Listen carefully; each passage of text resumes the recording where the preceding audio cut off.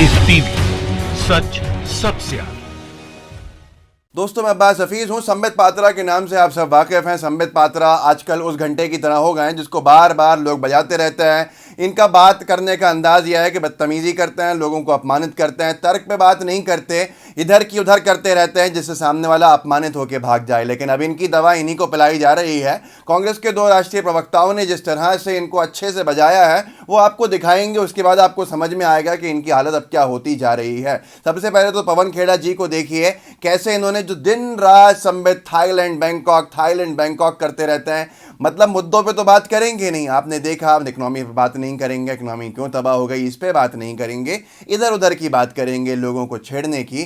तो इनको जिस तरह से धोया है वो पहले आप देखिए। सुबह से शाम सचिन, आप जो हैं संबित पात्रा जी, बैंकॉक करते रहते हो। आखिर क्या माजरा है? चले जाओ ना एक दिन बैंकॉक। बड़े परेशान रहते हो। ये क्या, ये बैंकॉक से आपकी ऑब्सेशन है भाई? चले जाओ, कौन रोक रहा है? 2 दिन छुट्टी दे देंगे अमित शाह, चले जाओ बैंकॉक। हो भाई, क्या समस्या है आपको? ये बार बार बैंकॉक लगा रखा है कि पूरे विश्व में आपको बैंकॉक ही दिखता है। तो चले जाओ ना एक दिन। हम आपकी अनुशंसा कर देते हैं अमित शाह साहब से अभी। परसों आया हूं बैंकॉक से। हमारे संबित पात्रा जी को 2-3 दिन की छुट्टी दे दीजिए, चले जाएंगे जरा बैंकॉक। बड़ा याद आता है इनको सुबह से शाम तक बैंकॉक। ठीक। नहीं, अगर समस्या हो तो हम चिट्ठी भी लिख देंगे अमित शाह जी को, आपको जाने देंगे, छुट्टी मिल जाएगी। आप निश्चित। दोस्तों, देखा आपने जिस तरह से इनकी धुलाई हुई, इन्होंने कल्पना नहीं की थी। अब इनको यहाँ परेशानी होने लगी। इन्होंने ये तक कह दिया जब संबित पात्रा से पवन खेड़ा जी ने कहा कि आप चले जाइए बैंकॉक, जो इतनी बैंकॉक करते रहते हैं, बैंकॉक जनता पार्टी के प्रवक्ता हो गए, हम छुट्टी की सिफारिश कर देते हैं। तो ये कहते हैं वहाँ पर कि मैं 2 दिन पहले ही आया हूँ। अब लोगों ने ट्विटर पर इनको एक तरह से कहा जाए तो लंका लगा दी।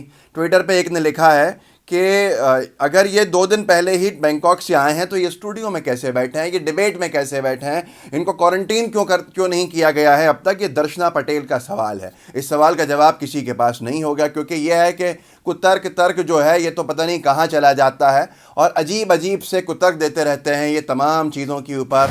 कभी इन्होंने देश के अंदर मोदी जी को सबसे ऊपर बैठा दिया था और क्या क्या कहा था आप सब जानते हैं, जब इनकी कन्हैया कुमार की हुई थी। और ये तक नहीं कह पाए थे कि गोडसे मुर्दाबाद। ये हालत है आज इनकी, जबकि दूसरों ने सब ने भारत माता की जय कह दिया था और संबित पात्रा की धुलाई वहाँ पर भी हुई थी, लेकिन ये बाज नहीं आते। अब दूसरा सवाल यह है कि ऐसा बार बार इनके साथ क्यों होता है? क्योंकि ये लोगों को बहुत हल्का समझते हैं, लोगों को अपमानित करके डिबेट में जीतना समझते हैं। आगे चलिए, एक बार इनसे बर्दाश्त नहीं हुआ, एक बार के लिए काफ़ी नहीं था। एक मंच के ऊपर आज तक के पवन खेड़ा जी ने इनकी धुलाई कर दी। ये दोबारा पहुंच गए दूसरे मंच पे, एवीपी के। वहाँ पे इंतजार में बैठी थी कांग्रेस की दूसरी राष्ट्रीय प्रवक्ता सुप्रिया शरनाते। उन्होंने जिस तरह से इनकी जो अपमानित करने वाला अंदाज था, जो ये लोगों से कहते रहते हैं, सुनते नहीं है किसी की, अजीब एक्टिंग करते हैं जैसे ये बॉलीवुड के कोई सितारे हों।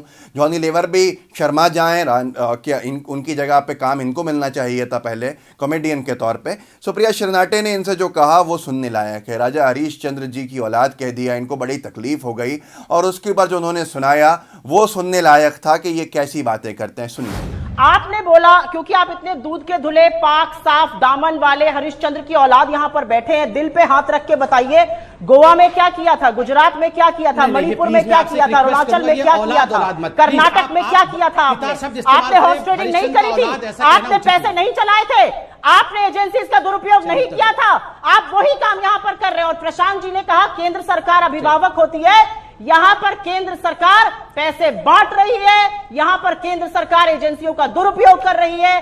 गजेंद्र सिंह शेखावत का सच तो दूध का दूध और पानी का पानी हो जाएगा, थोड़ा इंतजार करिए। दोस्तों, सुप्रिया शरनाटे जी को सुना आपने। अब यहां पर संबित जी कहते हैं कि आप ये औलाद मौलाद मत कहिए, आवाज थोड़ी धीरे थी, आपको समझ में नहीं आएगा। मतलब राजा हरीश चंद्र की औलाद मत कहिए, ये मोदी जी को देश का बाप बता दें, ये मोदी जी को सबसे ऊपर बिठा दें, हर कोई मतलब मोदी जी का पुत्र बना दें देश के अंदर, तब इनको कोई अपमानित नहीं महसूस होता कि ये दूसरे को अपमानित कर रहे हैं, दूसरे का अपमान कर रहे हैं। इन पर आ जाए तो तकलीफ हो जाए। यही अब लोगों का कहना है कि भाई इतना ज्यादा आक्रामक होकर, इतनी ज्यादा भाषा की मर्यादा को थोड़ा छोड़कर पीछे क्यों आगे आया जाए? संबित पात्रा जी का तो इलाज ही यही है। आपने देखा किस तरह से इनकी जब घंटे की बजाई हुई तब ये सही हो गए, अपने आप कहने लगे ऐसी बदतमीजी मत कीजिए। जो इनके साथ डिबेट में बैठे उसको ये अपमानित करते हैं। अब यहाँ पर लोगों ने थाईलैंड के ऊपर एक और बात लिखी कि थाईलैंड से बड़ा नाता है भारतीय जनता पार्टी का। थाईलैंड गए थे हमारे माननीय रावत साहब, जो मुख्यमंत्री हो गए, त्रिवेंद्र सिंह रावत जी, भाजपा के बड़े नेता। तो उनके वापस आने के बाद होर्डिंग लग गए थे। आप देखिए ये इनके इलाके के अंदर होर्डिंग लगे थे। थाईलैंड की ऐतिहासिक विदेश यात्रा से लौटने पर माननीय मुख्यमंत्री श्री त्रिवेंद्र सिंह रावत जी को का हार्दिक अभिनंदन, उमेश अग्रवाल जी ने ये होर्डिंग लगाया था।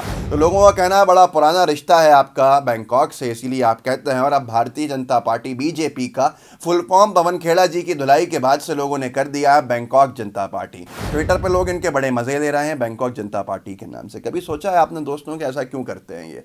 वजह सिर्फ इतनी है, भारतीय जनता पार्टी की सरकार पूरी तरह से फेल हो चुकी है। उसके पास कोई तर्क नहीं है देने को, इसलिए कुतर्क देती है। ये बताने के लिए कोई डिफेंस में पॉइंट नहीं है कि इकोनॉमी क्यों बर्बाद कर दी। ये बताने के लिए कोई पॉइंट नहीं है कि चीन ने हमारे 20 सैनिकों को क्यों शहीद कर दिया। ये बताने के लिए कोई जवाब नहीं है कि पाकिस्तान बार बार सीज फायर वायलेशंस कर रहा है, हमारे सैनिकों की जान खतरे में है। क्या कर रही है मोदी सरकार? इतिहास में इतने ज़्यादा बार वायलेशंस नहीं हुए। सबसे ज़्यादा बार पाकिस्तान ने सीज फायर वायलेशन किया है, सबसे ज़्यादा बार चीन ने घुसपैठ की कोशिश करी है। पिछले इतने सालों के अंदर, 60 सालों के अंदर, 50 सालों के अंदर पहली बार चीन ने हमारे 20 सैनिकों को शहीद किया है। इन सब के जवाब नहीं है। इकनॉमी तहस नहस हो गई, इसलिए इस तरह की भाषा का इस्तेमाल, इसलिए इस तरह के अपमान करने वाले काम करते हैं। लेकिन अब इनकी दवा इन्हीं के ऊपर आजमाई जा रही है, जिससे बड़ा मज़ा आ रहा है लोगों को। अब इनको लौटना पड़ेगा, जवाब देने होंगे। भारतीय जनता पार्टी भी शायद इनको बहुत सीरियस नहीं लेती, लेकिन आगे ये देश को सीरियस लेना पड़ेगा कि इस तरह के प्रवक्ता कैसे सरकार को डिफेंस कर रहे हैं।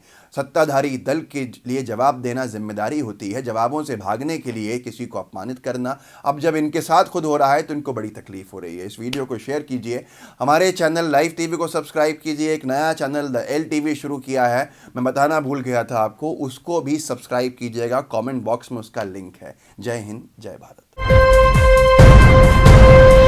लाइव टीवी, सच सबसे आगे।